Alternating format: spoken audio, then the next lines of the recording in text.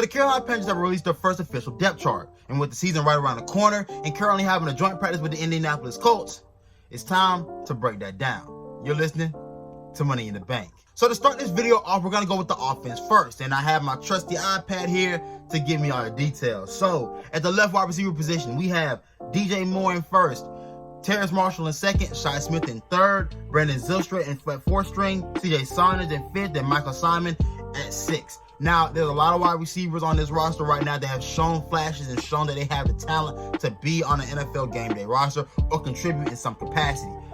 DJ Moore being in first and Terrace Marshall in second makes sense. I mean, Terrace Marshall being a second round pick, DJ Moore being the cemented starter at this point. Now, Shi Smith being in third means something because that's a sixth round pick and a guy that's just coming in to be ahead of a guy like Brandon Zylstra.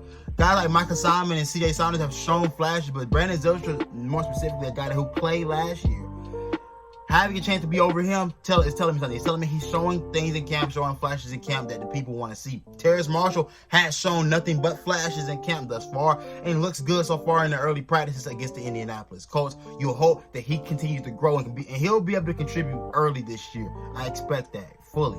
Now let's go to left tackle. And at first string, we have Cameron Erving. Second string, we have Trent Scott. Third string, we have Greg Little. Fourth string, we have Martez Ivy.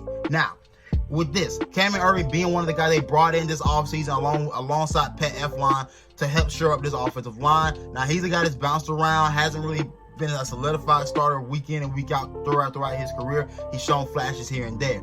He's got to be the guy the Panthers think he can be this year, because right now you're relying on a guy that hasn't shown that he's consistent enough to be a top level starter or at least a consistent starter week to week. Hopefully Cameron Erving is showing that in camp thus far. Now, offensive line struggled yesterday against the Indianapolis Colts, so hopefully this is the time they get better. Hopefully we're looking at a team that's going to get better consistently every day, and hopefully by the time the season starts we have a serviceable group at that position. But Trent Scott being second, I think Trent Scott is probably going to be the entrenched second string starter at that position. I think he's shown a little bit more consistency than Greg Little. Not as much upside, but Greg Little at this point, is he all just upside at this point? We haven't seen anything consistently from Greg Little to make us believe that he can be a starter in this league or consistently play it to the point where we can trust him week in and week out. So no surprises there at the left tackle position. Now we'll go to left guard. Pat Elflein at first string, Dennis Daly at second string, and Mike Horton at third string. Now currently, Dennis Daly is currently out. I think he's with a family issue. He was excused from practice, so he's not currently in Indianapolis right now as we speak. I don't think he'll be making it back for the game either. I'm not sure. I'm not the one to quote on that. But Pat Elflein being a starter again does not surprise me. Back to what I said about Cameron Erving. One of those free agent signings that we had that you expect these guys to play and play right away and shore up where you were kind of leaky at throughout the course of last season. Dennis Daly, I am hopeful for Dennis Daly. He's shown potential. I think that I would like for him to be able to be a consistent starter, but at this point, if he's not the guy right now, go with Pat Elflein. I'm not surprised there. Mike Horton, I will be honest, I don't know much about Mike Horton, so I can't really speak to what he's done and how good he is and what his potential looks like, but it all makes sense to me. So let's go to center. Now at center, we have Matt Paradis as a starting center. Sam Tecklenburg and Mike Panasiuk. I don't know if I pronounced that correctly. Not much to say here. Matt Paradis is an entrenched starter, so I don't have any issues with what we're looking at here. Right guard, we got John Miller, Deontay Brown, Matt Caskey. Again, John Miller played a lot last year. Deontay Brown being the rookie out of Alabama. I do think that they do want to. I think it's good that right now he's at the second string position. How good can he be? Can he rise to a level to where he's able to be a serviceable lineman at some point throughout the course of the season? Because injuries are going to happen. And I'll just run through these last few to make this video pretty quick. Now, at right tackle, we have Taylor Moton, of course, Brady Christensen as second string. I mean, a lot of people were I know a lot of people have been kind of disappointed that Brady Christensen isn't working in as a left tackle. But with the depth chart currently the way it is, him working at right tackle makes the most sense. We only have 3 right tackles he seems currently on the roster. So Brady Christensen being a right tackle means he'll probably get on the field earlier rather than later, because Taylor Moton's going to be a guy that's probably going to switch around some due to the fact that he just got paid and he's the most talented lineman that we have. Now, Dan Arnold at the left tight end position as a starter. Ian Thomas at the right tight end as a starter. Tommy Trumbull as the second string tight end as the left tight end.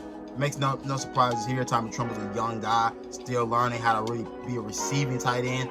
Has great blocking ability, athleticism, and all of that, but has to be able to put it all into a technical sense to be able to make the field, hit the field and be a viable player. Now, right wide receiver, you have Robbie Anderson, David Moore, Keith Kirkwood, and Omar Bayless. No surprises here. Robbie Anderson and David Moore being the top two there. They're veteran guys. They've been around for a while. They're going to provide a lot for this offense coming up this season. Running back Christian McCaffrey, Reggie Bonifant, which I caught a lot of flack for last week when I said Reggie Bonifant has shown me more than Chuba Hubbard, and I expect to see Reggie Bonifant more right now than Chuba Hubbard. Told y'all that. Listen up. Now, Chuba Hubbard at third, Rodney Smith at fourth. Now, Spencer Brown, Darius Clark, and Rod Smith that finish out the roster. Those guys probably will not be making the roster. But yeah, I like Rodney Smith, man. I think Rodney Smith was a guy I like watching play last year, but it doesn't seem like he'll be a guy that'll be making the roster this year currently. And as the first string quarterback, we have Sam Darnold, and second string they have listed PJ Walker and Will Grier. Very interesting combination to go with there. I don't really know what they're gonna do with that, but to each his own. PJ Walker to me is clear cut being the number 2 quarterback. Like, he's a lot of days throughout camp, and nobody probably wants to say this, he's been the best quarterback at the camp, mainly because he knows the system and he's able to put out what he's seen and what he saw last year and put it onto the field. When he played last year, you saw he played well enough to win you a football game. I think PJ Walker's a lot. I think obviously, you signed Sam Darnold to be the starter, but PJ Walker is not as big of a gap as one may think. But that's all I have for the Panthers 2021 offense.